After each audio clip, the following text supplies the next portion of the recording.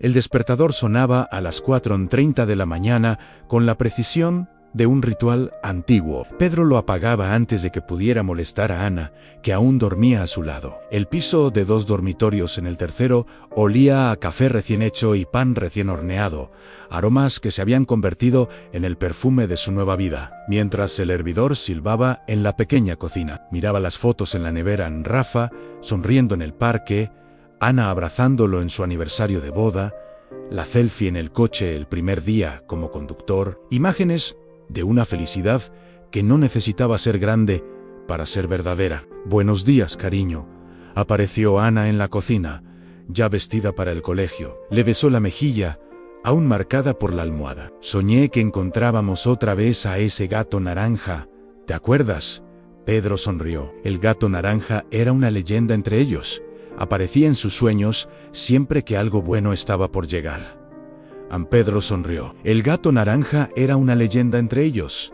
Aparecía en sus sueños siempre que algo bueno estaba por llegar. Mientras conducía por calles aún oscuras, Pedro escuchaba la radio susurrar noticias del mundo. Su Hyundai azul del 2018 se había convertido en su oficina, su santuario, su observatorio de vidas ajenas. En los asientos traseros había transportado historias, algunas felices, otras tristes, la mayoría tan ordinarias como la suya. A las 7 horas, Pedro paraba frente a la panadería de Carlos. El ritual era inalterable en 2 barras de pan recién hechas, una con mantequilla para Ana, otra sola para Rafa, y el café en el termo. «Hoy hay encargo especial», anunció Carlos, entregando un paquete con olor dulce en tarta de limón. «Hoy es el cumpleaños de Doña Marta». Pedro tomó nota mental al pasar por la floristería después de los turnos de mañana. A las 7:30 ayudaba a Rafa a vestirse para el colegio. Cada botón de la camisa era un logro, cada cordón atado una victoria. Su hijo tenía la paciencia meticulosa que él mismo estaba aprendiendo a cultivar. «Papi, ¿hoy hay fútbol?», preguntó Rafa mientras se calzaba las zapatillas. «Hoy no, hijo, es viernes. Noche de pizza y cine. ¿Recuerdas?». La sonrisa que recibió a cambio valía más que cualquier beneficio que hubiera tenido en su antiguo negocio. Pedro había aprendido que existen 2 economías, la del dinero y la del afecto.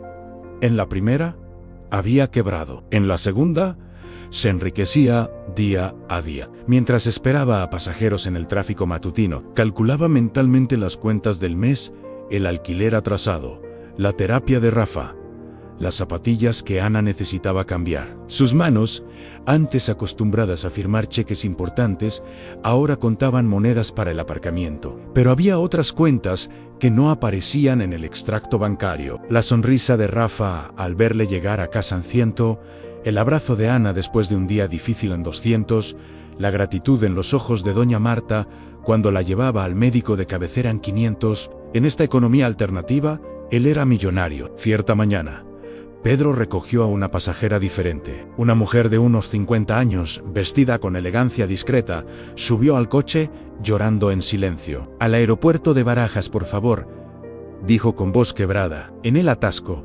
empezó a hablar. Quizá aliviada por el anonimato que proporcionan los coches en Mi hijo se marcha hoy. Consiguió un trabajo en Canadá. Pedro mantuvo el silencio que sabía más valioso que cualquier consejo. «Es una oportunidad brillante», continuó ella, secándose las lágrimas. «Pero, ¿quién me va a ayudar con las cacerolas en el armario alto? ¿Quién va a reírse de mis chistes malos?». Cuando bajó, dejó atrás no solo el pago, sino una nota. «Gracias por escuchar. A veces, necesitamos confesar nuestra felicidad egoísta a desconocidos». Pedro guardó la nota en la guantera, donde coleccionaba fragmentos de vidas ajenas. Viernes, las 6:30 de la tarde, el piso olía a pizza casera y palomitas. Era la noche de cine familiar, una tradición nacida de la necesidad que se había convertido en un tesoro. Mientras Ana preparaba la pizza, Pedro acomodaba los cojines en el sofá. Rafa elegía la película con la seriedad de un crítico de cine. «Hoy me toca a mí», anunció, sosteniendo El Rey León. Ana y Pedro intercambiaron una sonrisa. Era la 10ª vez este mes. Mientras Simba cantaba Hakuna Matata, Pedro observó a su familia iluminada por la luz azulada de la televisión. Había una perfección en aquel momento ordinario que ningún éxito profesional podría igualar. Más tarde, arropando a Rafa en la cama, su hijo susurró: «Papi, ¿eres feliz?». La pregunta simple le golpeó como una revelación. «Sí, hijo». «Muy feliz, yo también», dijo Rafa, cerrando los ojos. Sábado por la mañana. Mientras arreglaba el grifo de la cocina, Pedro oyó golpes en la puerta. Era Carlos, el panadero, con una bolsa de magdalenas aún calientes. «Pensé que podrías necesitar refuerzos», dijo, dejando la bolsa en la mesa. «Ana me contó lo del grifo». Mientras comían, Carlos habló de su propia caída. «Lo perdí todo en el divorcio. Pedro en la panadería era de los dos. Se quedó ella. Empecé de nuevo a los 40. A veces empezar de nuevo es solo recordar que ya has sido fuerte antes en esa tarde». Doña Marta apareció con té de menta de su huerto improvisado en el balcón. «Para el manitas», dijo con una sonrisa pícara. Pedro se dio cuenta de que había construido algo que sus quiebras anteriores no podían destruir en una comunidad. Domingo por la tarde, mientras ayudaba a Ana a doblar la colada, ella le tomó la mano. «Está diferente», dijo, examinando sus palmas callosas. «Pero me gustan más estas manos. Cuentan historias verdaderas». San Pedro rió. «Historias de volantes y embragues, historias de trabajo honrado». Ella corrigió. «De alguien que no se rinde». Más tarde, viendo a Rafa jugar en el parque, Ana susurró: «Sabes que no cambiaría esta vida por ninguna otra, ¿verdad?». Él lo sabía, y por primera vez, él tampoco la cambiaría. Martes lluvioso. Pasajero tras pasajero, historia tras historia. Un becario nervioso para su primera entrevista de trabajo. Una mujer de parto llegó al hospital en tiempo récord. Un anciano yendo a visitar la tumba de su mujer. Cada viaje era una lección.